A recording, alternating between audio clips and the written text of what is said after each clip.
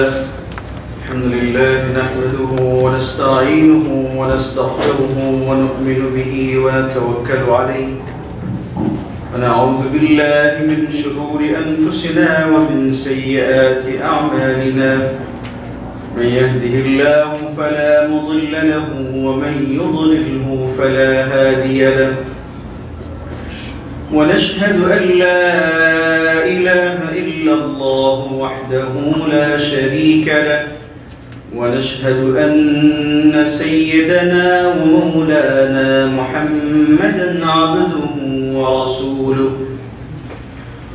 أما بعد فقد قال الله تبارك وتعالى أعوذ بالله من الشيطان الرجيم بسم الله الرحمن الرحيم قل إني نهيت أن أعبد الذين تدعون من دون الله قل لا أتبع أهواءكم قد ضللت إذا وما أنا من المهتدين قل إني على بينة من ربي وكذبتم به ما عندي ما تستعجلون به إن الحكم إلا لله يقص الحق وهو خير الفاصلين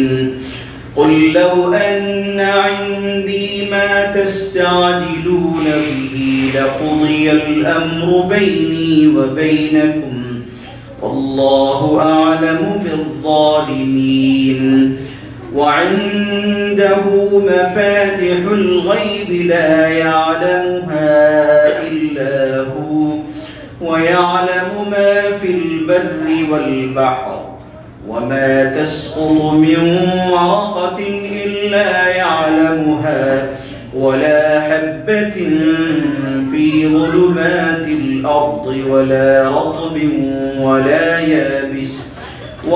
يابس إلا في كتاب مبين صدق الله العظيم.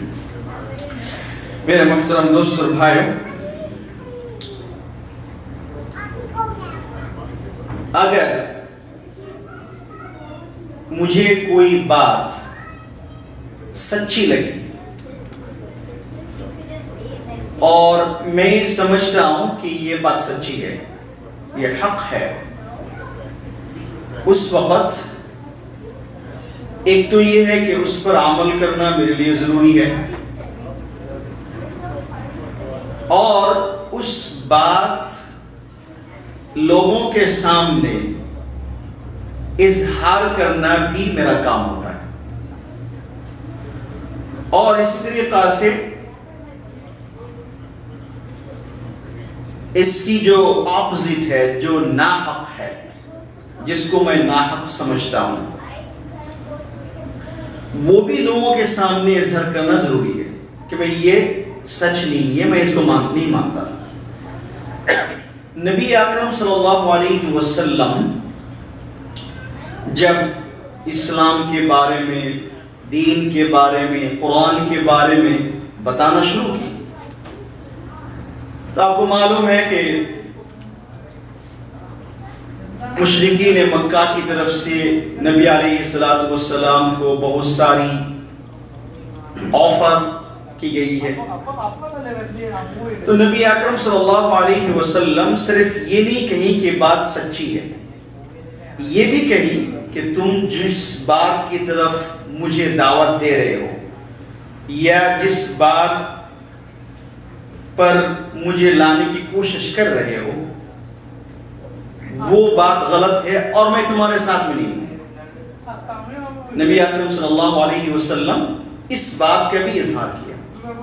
اس آیت کے اندر نبی صلی اللہ علیہ وسلم فرماتے ہیں اللہ کی طرف سے یہ حکم ہے، قل، او نبی، اے نبی آپ کہہ دیجئے، انی نہیتو، مجھے روکا گیا ہے، مجھے منع کر دیا گیا ہے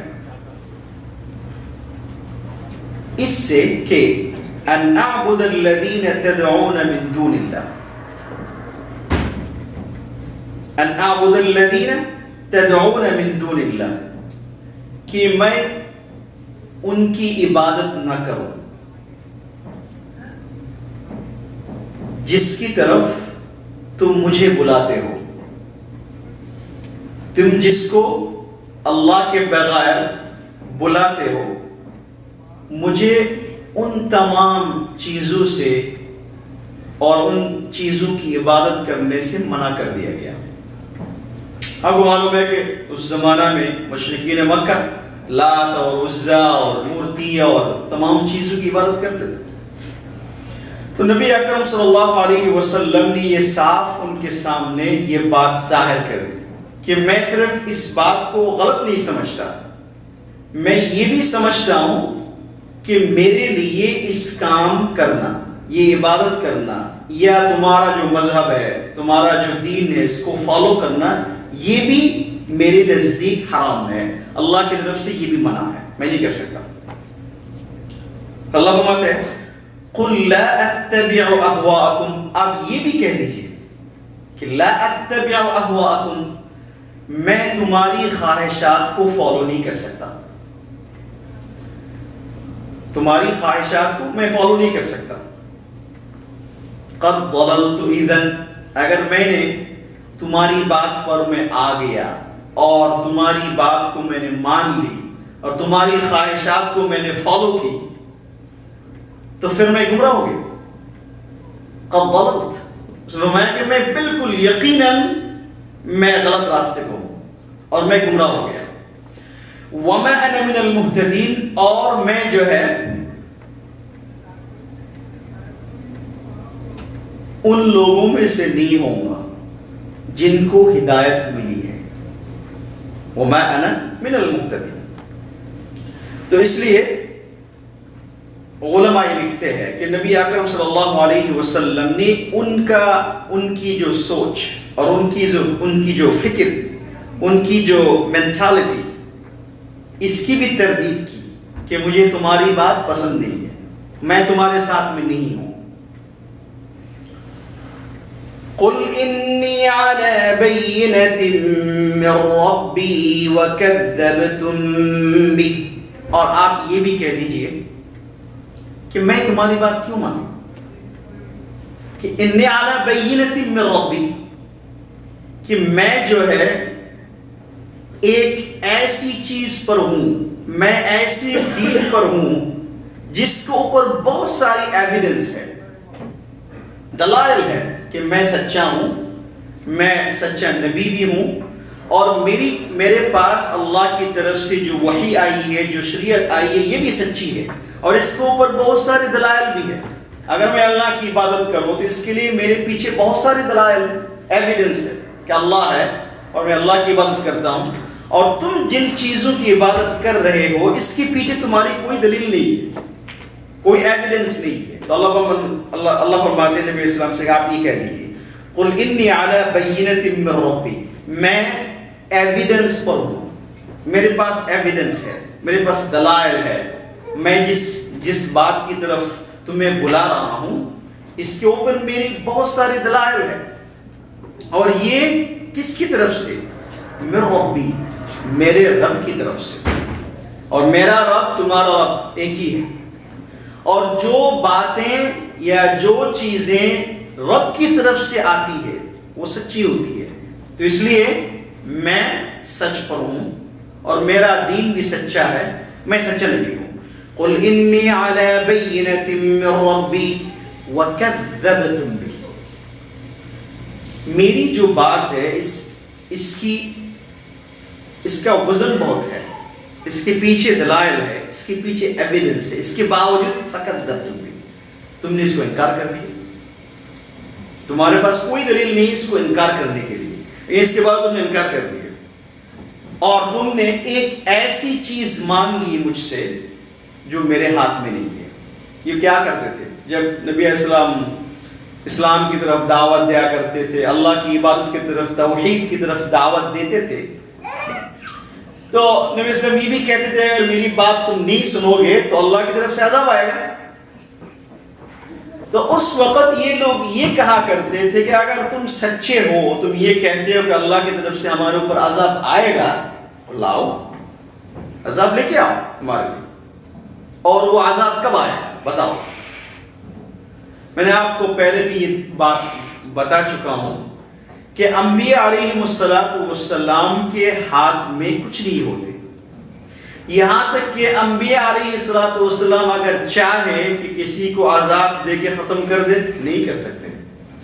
یہ تو اللہ کی محتاج ہے، اللہ کی طرف سے جب عذاب کا وقت آتا ہے تو عذاب آ جاتا ہے، جب اللہ کی طرف سے حکم آ جاتا ہے، فیصلہ ہو جاتا ہے تو عذاب آ جاتا ہے۔ تو نبی علیہ السلام نے ان کے سامنے یہ بات کی، ما عندی ما تستعجلون بی، تم جو چیز جلد بازی سے مانگ رہے ہو وہ میرے پاس نہیں ہے۔ ما عندی، تم چاہ رہے ہو کہ میں عذاب لے کے آؤں، تمہیں دکھاؤ کہ میرے ہاتھ میں اتنی پاور ہے، میں سب کچھ کر سکتا ہوں۔ اللہ فرماتے ہیں نبی صلی اللہ علیہ وسلم، ما عندی، میرے پاس کچھ بھی نہیں ہے۔ ما تستعجلون بی، جس کے لیے تم مانگ رہے ہو، جس چیز تم مانگ رہے ہو مجھ سے، میرے ہاتھ میں نہیں ہے، میں نہیں کر سکتا۔ اللہ ان الحکم الا للہ، ان الحکم الا للہ، حکم صرف اللہ کا ہے، فیصلہ تو اللہ کی طرف سے ہوتا ہے۔ میرے اللہ نے مجھے بتایا کہ تم ان کو یہ کہہ دو کہ اگر اللہ کا حکم نہیں مانو گے، اللہ کے حکم کے مطابق زندگی نہیں گزارو گے تو عذاب آئے گا۔ تو میں نے تمہیں بتا دی، اب عذاب کب آئے گا، کس طریقہ سے آئے گا، کیسے آئیں گے، مجھے کچھ بھی پتا نہیں۔ ما عندی ما تستعجلون بی، اگر تم آج مجھ سے مانگو کہ ٹھیک ہے تم اتنے بڑے اللہ کے نبی ہو، پیغمبر ہو، میسنجر ہو، لاؤ عذاب۔ اس لیے بعض دفعہ ہم دیکھتے ہیں نا، لوگ کس کو بڑے سمجھتے ہیں۔ آج کل دنیا میں ایک آدمی جو ہے، نہ اس کو شریعت کا پتہ ہے، نہ اس کو اللہ کی کتاب کے بارے میں پتہ ہے، کچھ پتہ نہیں، نہ شریعت پر عمل کرتا ہے، لیکن اس نے کوئی چیز ایسی دکھا دی، ہم جو پیر صاحب کو مانتے ہیں نا، بعض دفعہ نہ شریعت پر ہے، نہ شریعت جانتا ہے، لیکن اس نے کبھی گیا اس کے پاس تو کوئی چیز اس نے دکھا دی، اب اس کو جو ہے سمجھ رہے کہ ماشاءاللہ یہ تو بہت بڑا اللہ کا ولی ہے، اور اس کے پیچھے اس کی بات میں لگ گئے۔ اللہ کے نبی فرما رہے ہیں کہ دیکھو میرے ہاتھ میں کچھ بھی نہیں ہے، معجزہ جو میں کبھی کبھی تمہیں دکھاتا ہوں یہ میرے ہاتھ میں نہیں ہے۔ یہاں تک کہ پہلے بات گئی ہے، خود عیسیٰ علیہ السلام جب معجزہ دکھاتے تھے اسی وقت یہ بتا بھی دیتے تھے کہ دیکھو یہ جو کچھ میں نے ابھی دکھایا تمہیں، اگر اللہ کی طرف سے حکم نہ ہو تو میں ابھی دوبارہ وہ نہیں دکھا سکتا، وہ بھی دکھا نہیں سکتا، بإذن نہیں، اللہ کی طرف سے حکم ہے۔ اللہ کی طرف سے جب حکم ہوتا ہے، اللہ کی پاور جب میرے ہاتھ میں ہوتی ہے، جب اللہ حکم دیتے تو میں دکھاتا تھا۔ اگر اللہ کی پاور اللہ نے میری طرف سے چھین لی تو پھر میری بس کی بات نہیں ہے، کچھ نہیں کر سکتا ہوں۔ تو اللہ نبی فرمایا ما عندی ما تستعجلون، جو کچھ تم مانگ رہے ہو یہ میرے ہاتھ میں نہیں ہے۔ ان الحکم الا للہ، فیصلہ جو ہے یہ اللہ کی طرف سے ہوتا ہے، جب اللہ کی طرف سے حکم ہوگا میں دکھا دوں گا۔ پھر اللہ فرماتے یقص الحق، اور اسی طریقہ سے اللہ سبحانہ و تعالی سچی باتوں کو بیان کرتے ہیں۔ یہ سچی بات ہے کہ میرے ہاتھ میں کچھ بھی نہیں ہے، اور یہ اللہ ہمیں بتا رہا ہے، اور نبی علیہ السلام یہ کہہ رہے ہیں کہ یہ سچی بات ہے، یہ اللہ کی طرف سے یہ بات ہے۔ اور اللہ فرماتے ہیں وَهُوَ خَيْرُ الْفَاصِلِينَ، اور اللہ سبحانہ و تعالی جو ہے سب سے بہترین فیصلہ کرنے والا۔ عذاب کیوں نہیں آ رہا ہے، کب آئے گا، کس طریقہ سے آئے گا، یہ اللہ کو پتا ہے، اور اللہ جانتے ہیں کب تمہارے لیے عذاب کا آنا بہتر ہے، کب تمہارے لیے اللہ کی طرف سے عذاب آنا اور تمہیں ہلاک کر دینا، یہ کب تمہارے لیے مناسب ہے وہ اللہ جانتے ہیں، فیصلہ کرنے والا اللہ ہے، وہ خیر الفاصلین۔ پھر رسول فرماتے ہیں قُلْ لَوْ أَنَّ عِنْدِي مَا تَسْتَعْجِلُونَ بِهِ لَقُضِيَ الْأَمْرُ بَيْنِي وَبَيْنَكُمْ وَاللَّهُ أَعْلَمُ بِالظَّالِمِينَ۔ اللہ کے نبی آپ کہہ دیجئے لوگوں سے لَوْ أَنَّ عِنْدِي مَا تَسْتَعْجِلُونَ بِهِ، جس عذاب کے لیے تم مجھے کہہ رہے ہو، اگر یہ میرے ہاتھ میں ہوتا، لو ان عندی ما تستعجلون بی، سزا دینا، کسی کو پنشمنٹ دینا، اللہ کی طرف سے عذاب آنا، اگر یہ میرے ہاتھ میں ہوتا، لقضی الامر بینی و بینکم، کب تمہارے اور بیچ ہمارے میرے بیچ میں فیصلہ ہو جاتا، میں تو کب دے دیتا، فیصلہ ہو جاتا۔ سمجھ میں آئی بات؟ میرے ہاتھ میں نہیں،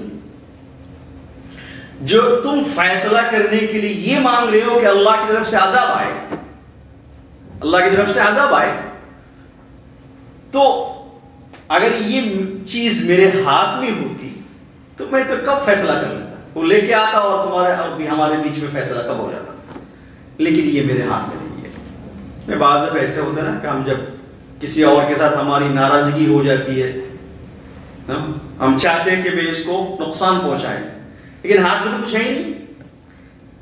دل میں ایسا ہوتا ہے کہ اگر میرے پاس آج پاور ہوتی، بعض دفعہ ہمارے لوگ کبھی کبھی ایسے کہہ لیتے ہیں کہ آج یہ اگر انڈیا ہوتا، بنگلہ دیش ہوتا تو میں تمہیں دکھا دیتا آج۔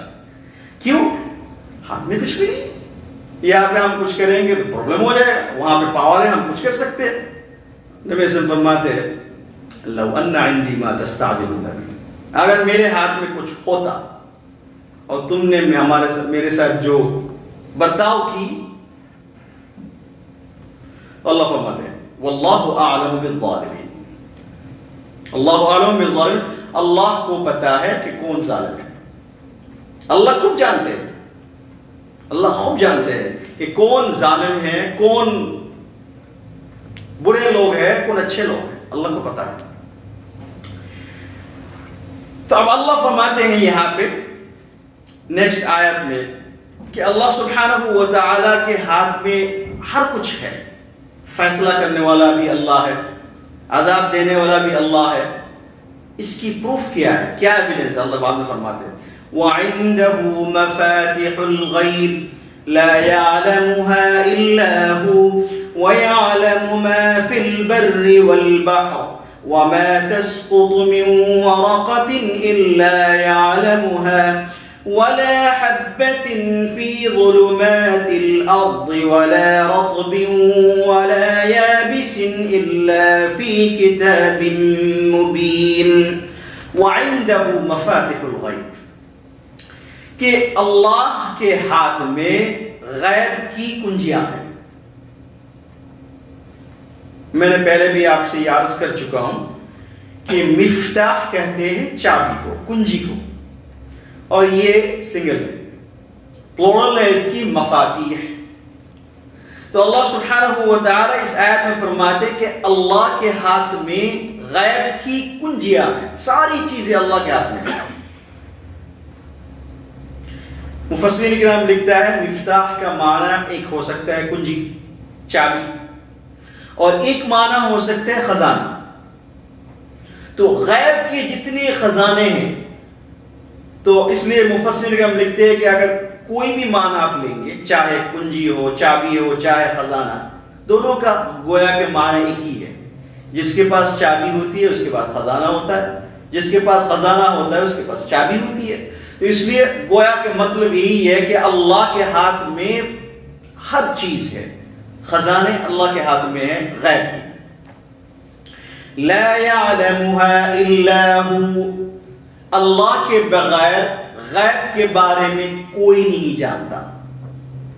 لا يعلمها الا هو،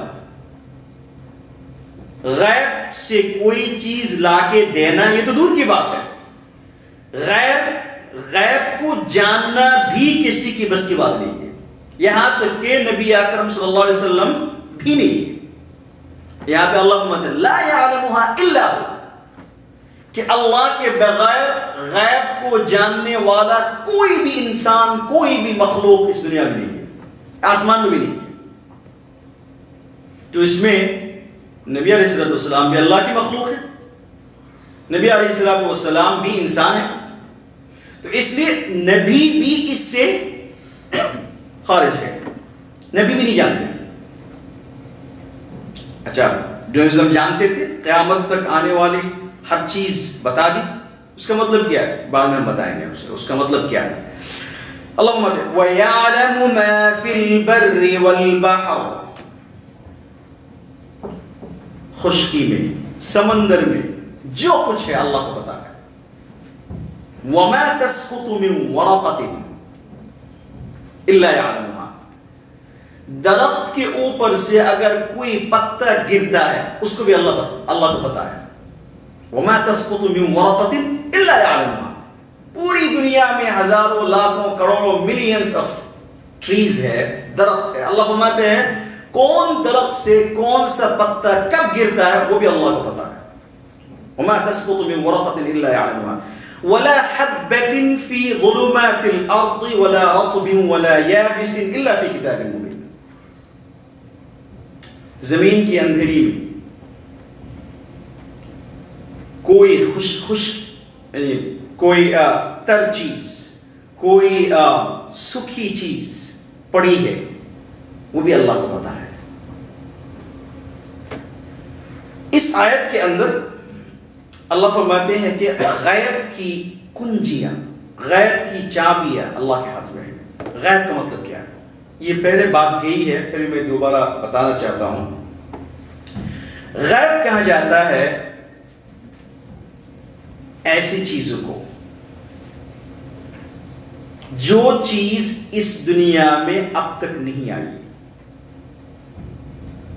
ایسے واقعات جو دنیا میں اب تک نہیں آئے، یا ایسی چیز، ایسی باتیں دنیا میں تو یہ آ گئی ہے لیکن کسی کو ان باتوں کے بارے میں، ان چیزوں کے بارے میں بتایا نہیں گیا، ایسی چیزوں کو غیب کہتے ہیں۔ فار ایگزامپل، مثال لے لیجیے آپ، قیامت کے بارے میں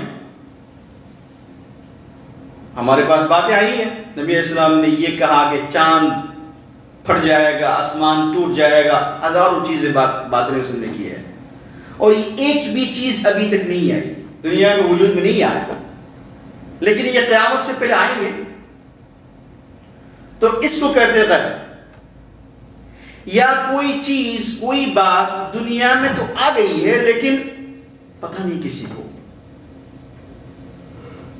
مثال کے طور پر ماں کے پیٹ میں ایک بچہ پیدا ہونے والا، یا بچہ آ گیا، اب یہ بچہ کہ یہ اچھا ہوگا یا برا ہوگا، یہ خوش نصیب والا انسان ہوگا یا بد نصیب والا انسان ہوگا، یہ انسان، یہ بچہ دنیا میں آ کر برا آدمی بنے گا یا اچھا آدمی بنے گا، کسی کو پتا نہیں، کچھ آیا آ تو گیا لیکن پتا نہیں، یا یہ بچہ لڑکا ہوگا یا لڑکی ہوگی، کسی کو پتا نہیں ہے، آ تو گیا۔ آپ کہیں گے بھائی یہ تو آج کل کوئی مشکل بات نہیں ہے، میں بتا رہا ہوں آپ کو، پھر بعد میں بتاؤں گا، اس کو غیب نہیں کہتے۔ تو جو باتیں اب تک نہیں آئی اس کو کہتے ہیں غیب، یا کوئی باتیں دنیا میں آ گئی، کوئی واقعات دنیا میں پیش آ گئے لیکن کسی کو پتہ نہیں ہے، اس کو کہتے ہیں غیب۔ اگر یہ ڈیفینیشن آپ لیں گے تو آپ کو بہت ساری سوالات کے جواب ہو جائیں گے۔ اچھا، اب جو دنیا میں جو لوگ کہتے ہیں کہ بھئی ماں کے پیٹ میں بچہ ہے اور یہ لڑکا ہے یا لڑکی ہے، بیٹا ہے یا بیٹی ہے، پتہ چل جاتا ہے۔ اس کی وجہ کیا جانتے ہیں؟ ہماری غلطی اس میں کیوں ہو گئی؟ ہم یہ سمجھتے ہیں کہ جو چیز مجھے نظر نہیں آتی وہی غیب ہے. یہ سمجھتے ہیں. ضروری نہیں ہے کہ کوئی بات آپ کو نظر نہیں آ رہی ہے وہ کسی اور کو نظر نہیں آ رہی. مثال کے طور پر اب یہ ڈاکٹر، اس کے پاس ٹیکنالوجی ہے، اس کے پاس مشین ہے نا، الٹرا ساؤنڈ مشین ہے، ایکس رے مشین ہے. تو اب یہ ڈاکٹر جو ہے اس کے پاس مشین ہونے کی وجہ سے وہ چیز وہاں پہ ہے، آلریڈی یہ چیز آ گئی دنیا میں، اور اس نے کوئی مشین استعمال کر کے یہ بتا دیا کہ یہ لڑکا ہے یا لڑکی ہے. تو یہ غیب کیسے ہو گئی؟ یہ تو میری نظر میں غیب ہے کیونکہ میرے پاس ٹیکنالوجی نہیں ہے، میرے پاس مشین نہیں ہے، میرے پاس الٹرا ساؤنڈ کی جو مشین میرے پاس نہیں ہے، ایکس رے کی مشین میرے پاس نہیں ہے.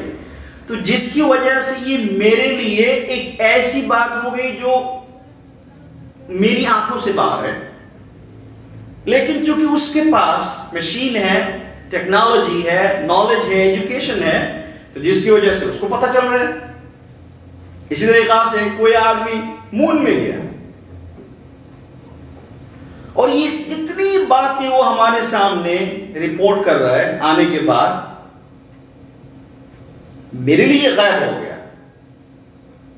لیکن اور دنیا میں جتنے انسان ہیں ان کے لیے غیب کی بات نہیں ہے.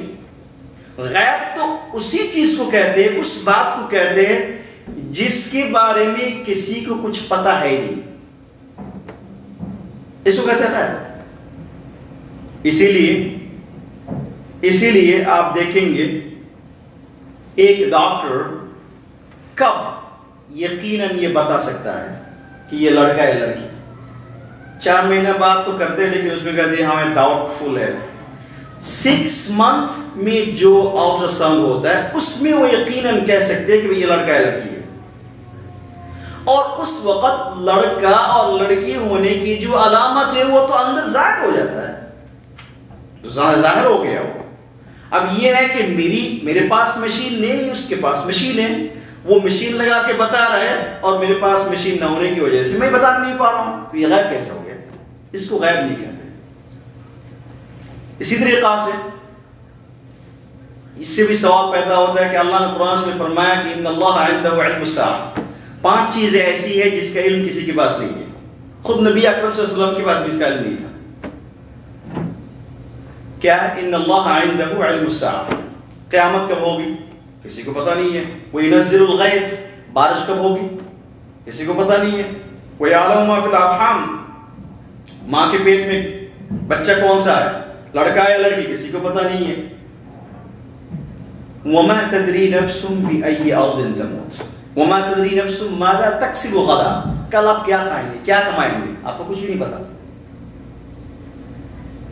ہمیں کہا میری وائف تو پہلے سے بتا دیا کل کیا پتا ہے پکائے گی وہ. تو یہ پھر غیب کہاں پہ رہا؟ یہ تو آپ کو غیب کا مطلب یہ ہوتا ہے کہ جو کسی نے بتایا بھی نہیں اور وہ چیز سامنے آئی بھی نہیں، اس کا علم کسی کے پاس ہو جانا، اس کو کہتے ہیں غیب. اللہ کے بغیر ایسا علم کسی کے پاس نہیں ہے، خود نبی اکرم صلی اللہ علیہ وسلم کے پاس بھی نہیں ہے اس کا علم. تو اس لیے بارش کے بارے میں ہمیں خبر ملتا ہے کہ کل پرسوں جو ہے ویدر ایسے ہوگی، بارش نہیں ہوگی یا اچھی ویدر ہوگی. تو یہ لوگ اگر غیب کی خبر جانتے ہیں تو پھر 1 مہینے کی خبر براڈ کاسٹ کیوں نہیں کرنے پاتے؟ کیونکہ ان کے یہاں مشین یا کسی جو بھی ان کا سسٹم ہے، جو طریقہ ہے، وہ اسی چیز کو پکڑتی ہے جو چیز آسمان میں آلریڈی ظاہر ہو گئی ہے، اور ان کو 2 ہفتے سے زیادہ ظاہر ہوتی نہیں، تو جس کی وجہ سے ان کو پتہ بھی نہیں چلتا. تو اس لیے ایسا نہیں کہہ سکتا کہ 1 مہینہ بعد کیا ہوگا یا 2 مہینے بعد کیا ہوں گے، 4 مہینے بعد کیا ہوں گے، کچھ پتہ نہیں. تو اس لیے اس کو غیب نہیں کہتے. غیب کہتے ہیں کہ جو کسی قسم کی چیز استعمال کرنے بغیر، کسی قسم کی ٹیکنالوجی استعمال کرنے بغیر، کسی قسم کی علامات یا اثرات یا سائنس بغیر کسی چیز کے بارے میں خبر دے رہا ہے، اس کو کہتے ہیں غیب. تو اللہ فرماتے وَعِندَهُ مَفَاتِحُ الْغَيْبِ کہ اللہ سبحانہ و تعالی کے پاس یہ علم اللہ کے پاس ہے. یہ جو میں نے آپ کو بھی بتایا کہ کسی قسم کی چیز استعمال کرنے بغیر, کسی قسم کے علامات بغیر ویسے ہی بتا دینا کہ بھئی کل یہ ہوگا, پرسوں یہ ہوگا, تمہارے لیے یہ پرابلم آ رہی ہے, یہ صرف اللہ سبحانہ و تعالی کو پتا ہے. اور اسی طریقہ سے ابو بکر نبی اکرم صلی اللہ علیہ وسلم نے بھی بہت ساری باتیں کی, یہاں تک کہ نبی نے فرمایا کہ اوتیت علم الاولین والآخرین, مجھے دنیا کی ابتدائی اور دنیا کی انتہائی, دنیا کی شروع اور دنیا کی آخر سب علم مجھے دیا گیا ہے, سب پتہ ہے مجھے. تو پتہ کیسے ہو گیا؟ اللہ نے ان کو بتایا. جب اللہ نے ان کو بتا دیا تو یہ علم غیب نہیں رہا, یہ تو ایسی چیز ہو گئی ہے جیسے میرے ڈاکٹر نے مجھے بتا دیا کہ بھئی تمہارے گھر پہ بچہ پیدا ہونے والا وہ لڑکا ہے, یہ خبر ملا. اس کو اس لیے قرآن شریف میں کبھی اللہ نہیں کہتے کہ انبیاؤں کو غیب پتہ ہے, کبھی بھی نہیں ہوگا. یہ ورڈ ہے تلک من انباء الغیب, غیب کی خبر ان کو ملا ہے. انباء کا مطلب ہوتا ہے خبر, نیوز. جس طریقے سے ہم ٹی وی کھولتے ہیں تو ویسے پہلے غیب کی خبر آ جاتی ہے, کل جو ہے بارش ہوگی, پرسوں بارش نہیں ہوگی. تو یہ ہمیں کیا مل رہا ہے؟ یہ ہم غیب نہیں جانتے, غیب کی خبر کسی کی طرف سے آ رہا ہے. غیب نہیں ہے پھر بھی ہمارے لیے غیب بن گئی, یہ ہمیں پتہ نہیں تھا. تو اللہ نے نبی اکرم صلی اللہ علیہ وسلم اور تمام انبیاء علیہ السلام کو ان غیب کی چیزوں کی خبر دی ہے. اس کو کہتے ہیں الانباء, انباء الغیب, غیب کی خبر. اور غیب کی خبر انبیاء کو ملتا تھا, یہاں تک کہ اولیاء اللہ جو اللہ کے ولی ہوتے ہیں, جو اللہ کے بڑے پیارے ہوتے ہیں, جو اللہ کے دوست ہوتے ہیں, ان سے بھی کبھی کبھی کوئی چیز ایسی ظاہر ہو جاتی ہے جو انسان کی بس کی بات نہیں ہے.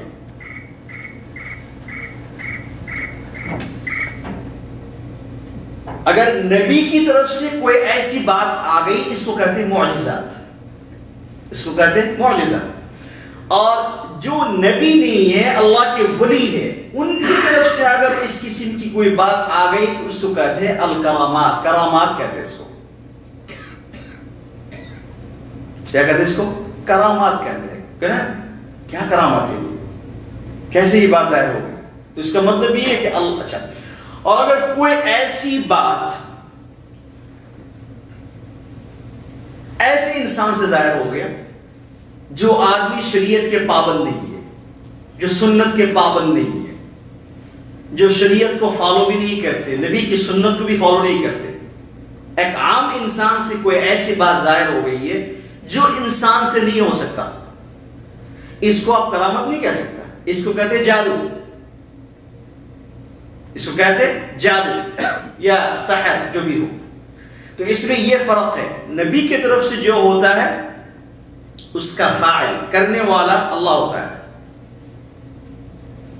ٹھیک ہے, اور اللہ کی ولی کی طرف سے جو کام ہوتا ہے اس کا بھی کرنے والا اللہ ہوتا ہے. اللہ کی طرف سے اللہ کی قدرت اس کے ساتھ میں ہوتی ہے. اور جو جادو یا اس قسم کے آدمی جو شریعت کے پابند نہیں ہے, ان کی طرف سے جو کام ظاہر ہوتا ہے, جو پاور ظاہر ہوتی ہے, یہ جادو کا نہیں, اس کا فاعل خود اس آدمی ہے, یہ اللہ کی طرف سے نہیں ہے. تو اس لیے غیب کا جو علم ہے, اس علم کا مالک صرف اللہ ہے. اس لیے اللہ نے فرمایا وَعِندَهُ مَفَاتِحُ الْغَيْبِ, اللہ نے فرمایا کہ صرف غیب کی خبر نہیں ہے, غیب کی بات نہیں ہے, بلکہ اللہ کی ہر کنٹرول اس کے ہاتھ, اللہ کے ہاتھ میں ہے. مفتاح, میں نے آپ کو بتایا تھا مفتاح کا مطلب کیا ہے, چابی. چابی کا مطلب یہ ہوتا ہے کہ کسی کے پاس اگر چابی ہو تو اس کا مطلب یہ اس کو ہر چیز کی کنٹرول ہے,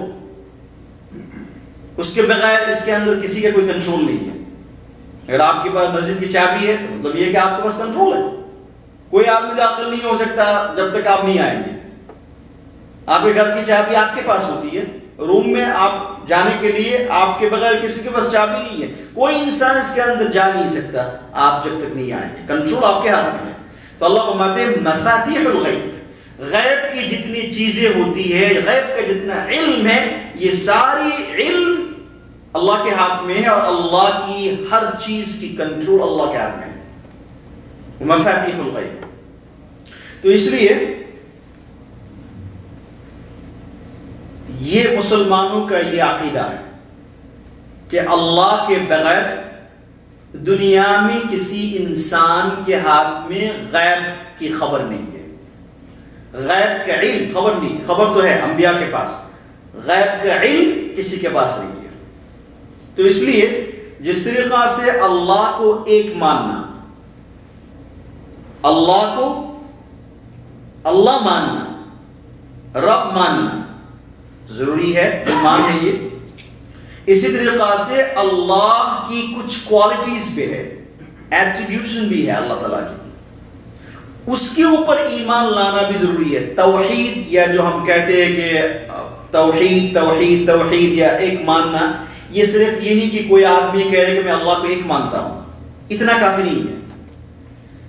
توحید کے لیے ضروری یہ ہے کہ اللہ کو آپ ایک مانیں کہ اللہ کے ساتھ کوئی شریک نہیں ہے، اور اسی طریقہ سے اللہ کی جتنی صفات ہے، کوالٹیز ہے، ایٹریبیوشن ہے، اس کے اندر بھی کوئی آدمی اللہ کے برابر نہیں ہے، اس کو کہتے ہیں توحید۔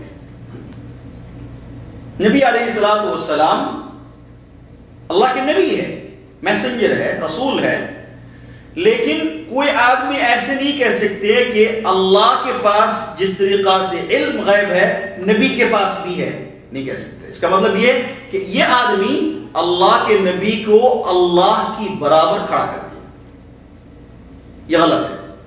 جب انسان ایسے کس کا ایمان ختم ہو جائے گا۔ تو اس لیے اللہ کی کچھ صفات نام ہے بہت امپورٹنٹ۔ نمبر 1 اللہ ہے حی، حیات، اللہ ہمیشہ زندہ ہے، اور اللہ سبحانہ و تعالی ہمیشہ زندہ رہیں گے۔ یہ جو کوالٹی ہے اللہ کی، یہ جو اللہ کی صفات ہے، اس میں کوئی انسان شریک نہیں ہو سکتا۔ انسان کوئی بھی انسان یہ نہیں کہہ سکتا کہ میرے پاس حیات ہے، میں حیات پوری، یعنی میری حیات جو ہے ہمیشہ کے لیے، نہیں کہہ سکتے۔ اسی طریقہ سے اللہ کا ایک علم ہوتا ہے، اللہ کی ایک صفت یہ ہے کہ اللہ رزاق ہے، اللہ رزق دینے والا ہے۔ اللہ کی ایک صفت یہ ہے کہ اللہ سبحانہ و تعالی علیم ہے، علم اللہ کے ہاتھ میں ہے۔ ایک صفت اللہ کی ہوتی ہے کہ اللہ کے ہاتھ میں ہر چیز کی قدرت ہے، اللہ قادر ہے، قدیر ہے۔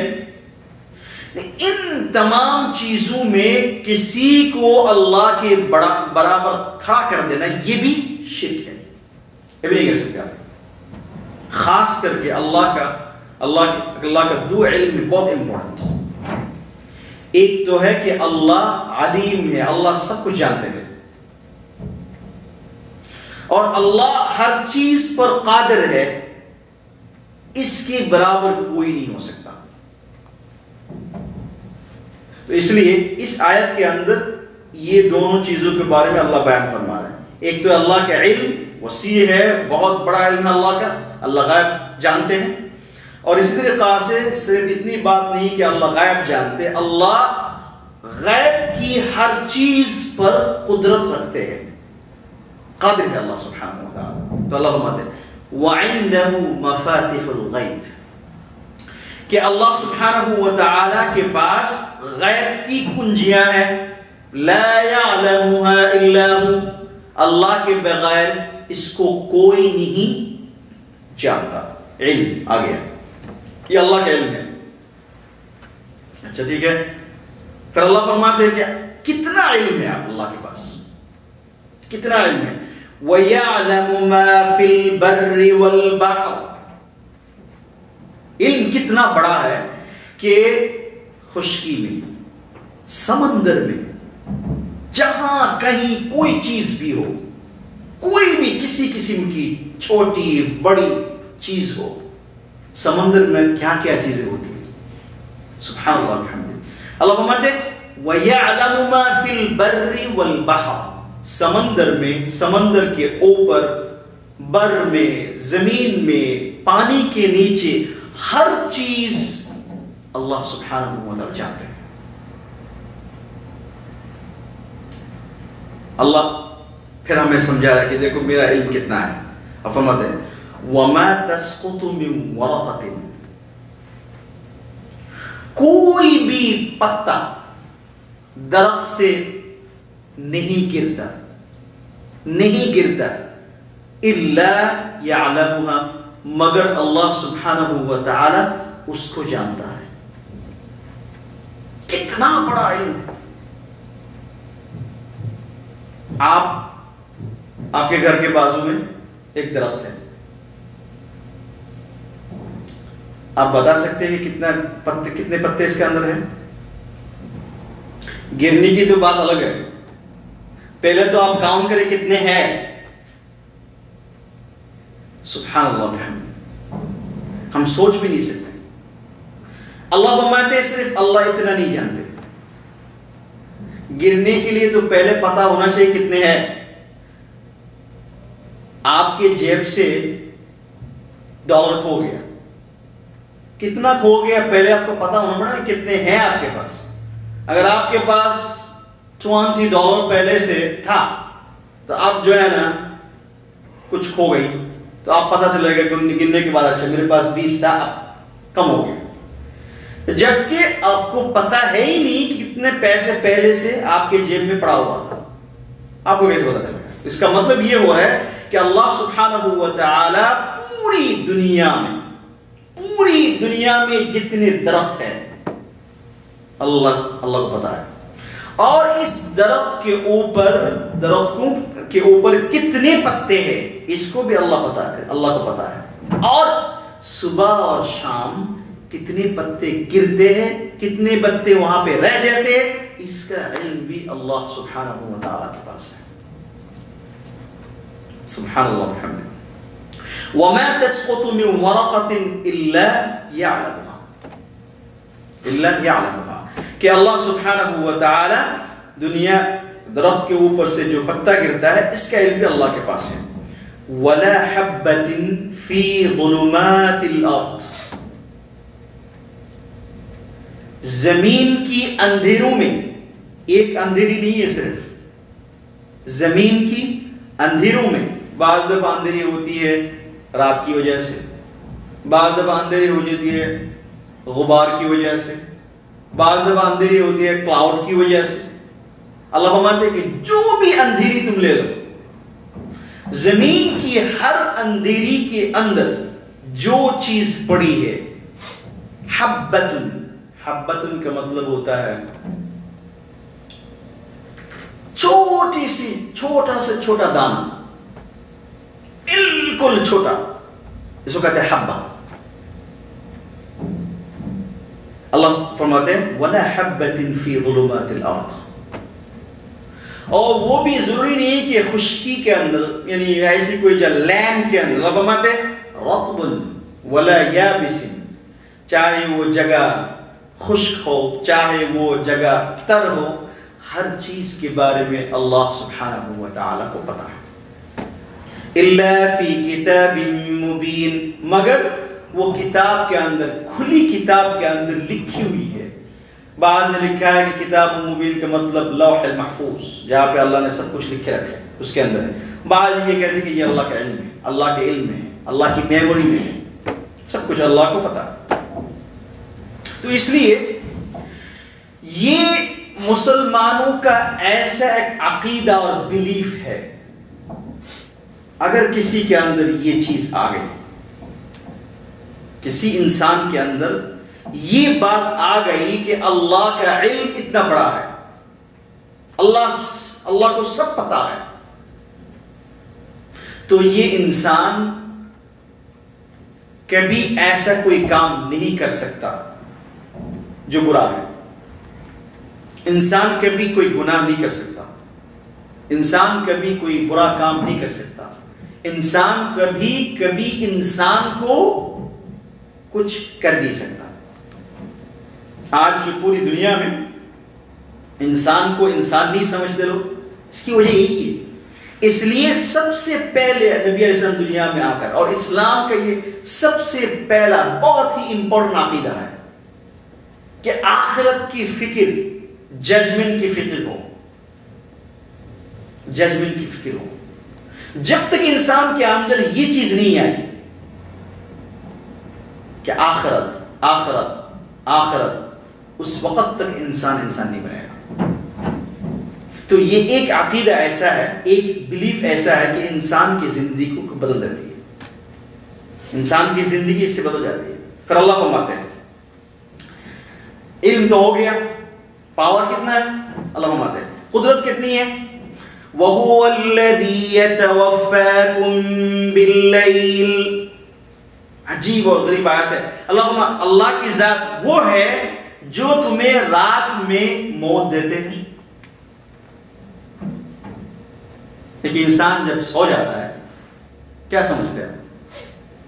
ایک انسان جب سو جاتا ہے، جو انسان اتنی بڑی طاقت کے مالک ہے، اتنی بڑی قدرت اس کے ہاتھ میں ہے، چاہے وہ پریزیڈنٹ ہو چاہے جو بھی ہو، اتنا بڑا انسان ہے، جیسے وہ سو گیا اب یہ انسان ایک دم ویسا بن گیا جیسے کہ انسان مرنے کے بعد ہوتا ہے۔ اللہ فرما کے دیکھو تمہیں میں موت دیتا ہوں، اس کی ایک دلیل یہ ہے، اس کی ایک ایویڈنس یہاں پہ میں تمہیں دکھاتا ہوں۔ اتنا بڑا انسان، اس کا دماغ اتنا شارپ ہے، اس کا پاور اتنا زیادہ ہے، اتنے بڑے انسان ہیں، جیسے شام ہو گئی 10 بجے کے بعد اب اس کی بس کی بات نہیں ہے، سو گیا اور سونے کے بعد کچھ نہیں پتا چل رہا ہے اس کو۔ اس لیے نبی علیہ السلام نے فرمایا کہ یہ موت انسان کے لیے ایک موت کی مثال ہے۔ برین بھی کام نہیں کر رہا ہے، ہاتھ بھی کام نہیں کر رہا ہے، پیر بھی کام نہیں کر رہا ہے، کچھ نہیں کر پا رہا۔ ایسے انسان بھی تو آپ نے دیکھے ہوں گے کہ رات میں سو گیا اور صبح تک اس کی وہ اصل موت بھی آ گئی۔ تو اللہ فرماتے وَهُوَ الَّذِي يَتَوَفَّاكُم بِاللَّيْلِ، جو تمہیں رات میں موت دیتے ہیں۔ وَيَعْلَمُ مَا جَرَحْتُم بِالنَّهَارِ، دن میں تو میں تمہیں چھوڑ دیتا ہوں کہ جو بھی چاہو تم کرو، چھوڑ دیتا ہوں۔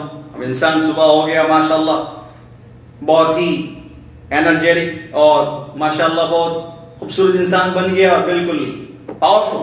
اللہ فرماتے ہیں وَيَعْلَمُ مَا جَرَحْتُم بِالنَّهَارِ، دن میں جب تم بڑا بن کے کچھ کرتے ہو اللہ جانتے ہیں۔ تم تو وہی انسان ہو جو رات میں مر گیا تھا اور اللہ نے تمہیں حیات دی۔ اس لیے جب ہم سونے کے لیے جاتے ہیں کیا دعا پڑھتے ہیں؟ اللہم بسمک اموت، اے اللہ آپ کے نام پہ میں مر گیا، وَأَحْيَا، اور آپ کے نام سے ہی میں پھر دوبارہ زندہ ہوں گا، زندہ انسان بنوں گا۔ ایک دعا ہے وہ بہت زبردست ہے، فرمایا بسمک ربی، اے اللہ آپ کے نام پہ وضعت جنبی، میری کروٹ کو میں نے بستر پر چھوڑ دیا، وبک ارفع، اور آپ کے نام سے ہی میں صبح جو ہے اپنی کروٹ کو بدلاؤں گا اور میں آپ کے نام سے پھر دوبارہ زندہ ہوں گا۔ ان امسکت نفسی، اے اللہ میری رات کی حالت میں، رات میں اگر آپ نے میری روح کو آپ نے روک لی، ان امسکت نفسی، اگر آپ نے میری نفس کو، میری روح کو روک لی رات میں، فاغفر لہا، یا اللہ یہ تو میری بس کی بات نہیں ہے، اللہ مجھے معاف فرما دینا۔ کتنی بڑی امپورٹنٹ دعا ہے۔ اگر یہ انسان یہ دعا پڑھ کے سوئے کہ اے اللہ میں جب رات میں سوتا ہوں تو یہ تو میری موت آ گئی ہے، اگر آپ نے میری روح کو روک لی، کیونکہ اللہ نے لے لی ہے نا، اب اگر اللہ اس کو واپس نہ کرے تو فرماتے ہیں ان امسکت نفسی، یا اللہ اگر آپ نے میری روح کو آپ نے روک لی، او اللہ فاغفر لها، تو مجھے معاف فرما دے، وَإِنْ أَرْسَلْتَهَا، اگر آپ نے میری روح کو پھر دوبارہ میرے باڈی کے اندر بھیج دی، وہ آ گئی میرے، فَاحْفَظْهَا بِمَا تَحْفَظُ بِهِ عِبَادَكَ الصَّالِحِينَ، تو اے اللہ میری روح کو ویسے ہی حفاظت کرنا جیسے آپ اپنے نیک بندوں کی روح کو آپ حفاظت کرتے ہیں، کیونکہ دنیا میں تو آپ آ گئے لیکن آپ روح کو تمام برائیوں سے کیسے بچائیں گے اگر اللہ کی قدرت آپ کے ہاتھ میں نہیں ہے، اللہ کی قدرت آپ کے ساتھ میں نہیں ہے؟ اس لیے کہ فَاحْفَظْهَا بِمَا تَحْفَظُ بِهِ عِبَادَكَ الصَّالِحِينَ، جس طریقہ سے اپنے نیک بندوں کی نفس کو، روح کو آپ حفاظت کرتے ہیں، میری روح کو بھی ویسے حفاظت کر لینا یا اللہ۔ اس لیے نبی علیہ السلام کی ہر دعا، بعض لوگ ہم سمجھیں کہ چلو عربی چھوڑ دیتے ہیں، انگلش میں ہم پڑھ لیتے ہیں، نہیں، وہ روح آپ کو نہیں ملے گی اپنی زبان میں جو زبان نبی کی زبان ہے۔ کتنی زبردست دعا ہے۔ چلو ہم آتے وَهُوَ الَّذِي يَتَوَفَّاكُمْ بِاللَّيْلِ، تو اس لیے ہم جب سونے کے لیے جاتے ہیں تو دعا پڑھتے ہیں، اور یہ ہم اللہ سے یہ کہہ رہے ہیں کہ اللہ ہم تو مرنے جا رہے ہیں، اور ہمارا یہ مرنا بھی آپ کے نام پہ ہے، اور ہمارا جینا بھی، جاگنا بھی آپ کے نام پہ۔ اور جیسے آپ جاگ جاتے ہیں کیا پڑھتے ہیں؟ الحمدللہ الذی احیانا بعدما اماتنا والیہ النشور، تمام تعریف اللہ کے لیے ہے جس اللہ نے مجھے زندہ کیا مرنے کے بعد، مجھے مرنے کے بعد زندہ کیا۔ عجیب اور غریب دعا ہے۔ تو ٹھیک ہے، بات ختم ہو گئی، اور ایک جملہ اللہ نے نبی نے ایڈ کیا اس کے اندر، زندہ تو تم ہو گئے ہو لیکن یہ پرماننٹ نہیں ہے، وَإِلَيْهِ النُّشُورُ، تمہیں اللہ کی طرف جانا ہے، اور تمہاری آخری ایک دن ایسا بھی آئے گا جس دن تم واپس پھر نہیں آؤ گے، تمہاری زندگی جائے گی اور یہ ہمیشہ کے لیے اللہ کی طرف چلی جائے گی۔ ہر جگہ پہ ایسے ہے، جب ہم موت کی باتیں جو ہم کرتے ہیں تو لوگ کہتے ہیں کہ صرف موت کی باتیں کرتے ہیں، یار یہ تو ہمارے لیے بری چیز ہے۔ ہر چیز کے اندر موت کی بات ہے۔ جب ہم گاڑی چلانے کے لیے جاتے ہیں تو کیا دعا پڑھتے ہیں؟ سبحان الذی سخر لنا ھذا وما كنا له مقرنین۔ پھر اس کے بعد کیا ہے؟ وَإِنَّا إِلَىٰ رَبِّنَا لَمُنْقَلِبُونَ۔ دعا کس لیے پڑھتے ہیں کہ اللہ ہماری زندگی بچے، کیونکہ گاڑی میں بیٹھ رہا ہوں، پتہ نہیں ہے کہاں کون ایکسیڈنٹ ہو جاتی ہے، اور یہ دعا ایسی ہے اللہ کے نبی نے سکھایا، جب انسان گاڑی میں بیٹھ کر یہ دعا کرے گا تو ایکسیڈنٹ سے وہ بچے گا، اللہ اس کی زندگی کو حفاظت فرمائیں گے۔ لیکن آخر میں جا کے اللہ نے یہ بھی کہا وَإِنَّا إِلَىٰ رَبِّنَا لَمُنْقَلِبُونَ۔ دعا تو تم نے پڑھ لی، زندگی بھی حفاظت ہو جائے گی میری قدرت کی وجہ سے، میری پاور کی وجہ سے، میری مدد کی وجہ سے، لیکن ایک بات یاد رکھنا، وَإِنَّا إِلَىٰ رَبِّنَا لَمُنْقَلِبُونَ، ایک دن تمہیں واپس جانا ہے۔ تم ایسا مت سمجھو کہ میں نے آیت پڑھ لی اور نبی علیہ السلام کی دعا میں نے پڑھ لی تو میری زندگی جو ہے پرماننٹ ہو گئی، نہیں، وَإِنَّا إِلَىٰ رَبِّنَا لَمُنْقَلِبُونَ، تمہیں جانا ہے ایک دن۔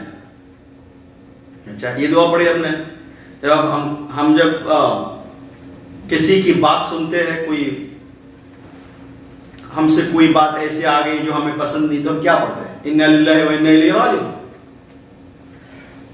ایک آدمی کا انتقال ہو گیا، صرف یہ دعا صرف کسی کے انتقال کے لیے نہیں ہے، کوئی بھی کام جو آپ کو ناپسند ہے اور وہ آپ کے سامنے پیش آ گیا، تو حکم یہ ہے کہ تم پڑھو انا للہ و انا الیہ راجعون. اب لے لیا کسی آدمی کا انتقال ہو گیا، آپ نے پڑھی، اس کا مطلب کیا ہے؟ آپ یہ کہہ رہے ہیں انا للہ و انا الیہ راجعون کہ ہم سب اللہ کے لیے ہے. جو آدمی کا انتقال ہو گیا وہ بھی اللہ کا بندہ ہے، ہم زندہ ہیں ہم بھی اللہ کے بندے ہیں. وَإِنَّا إِلَيْهِ رَاجِعُونَ، وہ تو چلا گیا، ہم بھی جائیں گے ان کے ساتھ، ہم بھی جائیں گے بعد میں. ہر دعا کے اندر یہ ریمائنڈ کی جا رہی ہے کہ دیکھو تمہاری یہ جگہ پرماننٹ نہیں ہے، تمہیں جانا ہے اس جگہ سے. ہر بات کے اندر، ہر دعا کے اندر الحمدللہ الذی اطعمنی وسقانی وجعلنی من المسلمین. جو بھی آپ دعا لیں گے اس کے اندر کچھ نہ کچھ اشارہ ہے کہ یہ زندگی تمہاری پرماننٹ نہیں ہے. اللہ ہے وَهُوَ الَّذِي يَتَوَفَّاكُم بِاللَّيْلِ وَيَعْلَمُ مَا جَرَحْتُم بِالنَّهَارِ. اور اللہ سبحانہ و تعالیٰ کو پتا ہے تم نے دن میں کیا کرتے ہو، دن میں تم کیا کرتے ہو، تمہاری زندگی کیسے گزرتی ہے، وہ بھی اللہ کو پتا ہے. پہلے تو موت کی بات کی، میں موت میرے ہاتھ میں ہے، میں دیتا ہوں، اور تمہارے لیے ایک نمونہ ہے، مثال ہے کہ تم جب سو جاتے ہو تو تمہاری موت آلموسٹ آ گئی ہے اور تم نے زندہ ہو گیا، صبح تمہاری انرجی پھر آ گئی ہے اور تم کام میں لگ گئے ہو. اللہ کو پتا وَيَعْلَمُ مَا جَرَحْتُم بِالنَّهَارِ، اس حالت میں تم کیا کرتے ہو وہ بھی مجھے پتا ہے. اللہ کہتے ہیں ثُمَّ يَبْعَثُكُمْ فِيهِ لِيَقْضَىٰ أَجَلٌ مُّسَمًّى، پھر اللہ سبحانہ و تعالیٰ تمہیں اٹھائیں گے. يَبْعَثُكُمْ فِيهِ، ایک دن ایسا آئے گا کہ اللہ تمہیں اٹھائیں گے. کیوں؟ لِيَقْضَىٰ أَجَلٌ مُّسَمًّى، تاکہ تمہاری جو معین وقت، تمہارا جو مقرر وقت وہ پوری ہو جائے. اللہ تعالیٰ پھر دوبارہ تمہیں موت دیں گے. ابھی تو یہ ٹیمپرری موت ہے، تم سو گئے تو موت آ گئی، لیکن یہ پرماننٹ موت نہیں ہے. لیکن اس کے بعد اللہ سبحانہ و تعالیٰ تمہیں موت دیں گے پرماننٹلی. ثُمَّ إِلَيْهِ مَرْجِعُكُمْ، پھر تمہیں واپس کر دیے جائیں گے اللہ کی طرف. اور بات یہاں تک ختم نہیں ہوئی. ثُمَّ يُنَبِّئُكُمْ بِمَا كُنْتُمْ تَعْمَلُونَ، تمہیں خبر کر دیے جائیں گے جو کچھ تم نے کیا ہے، اس کے بارے میں تمہیں خبر کر دی جائیں گے، تمہیں بتا دیا جائے گا. وَهُوَ الْقَاهِرُ فَوْقَ عِبَادِهِ وَيُرْسِلُ عَلَيْكُمْ حَفَظًا حَتَّى إِذَا جَاءَ أَحَدَكُمُ الْمَوْتُ تَوَفَّتْهُ رُسُلُنَا وَهُمْ لَا يُفَرِّطُونَ. اللہ کو ماتے ہیں یہاں پر رکھیں، کیا ہے رکوع ہے، یہاں تک رکھتے ہیں انشاءاللہ، پھر انشاءاللہ کرتے ہیں. اللہ تعالیٰ ہم سب کو قبول فرما. الحمدللہ.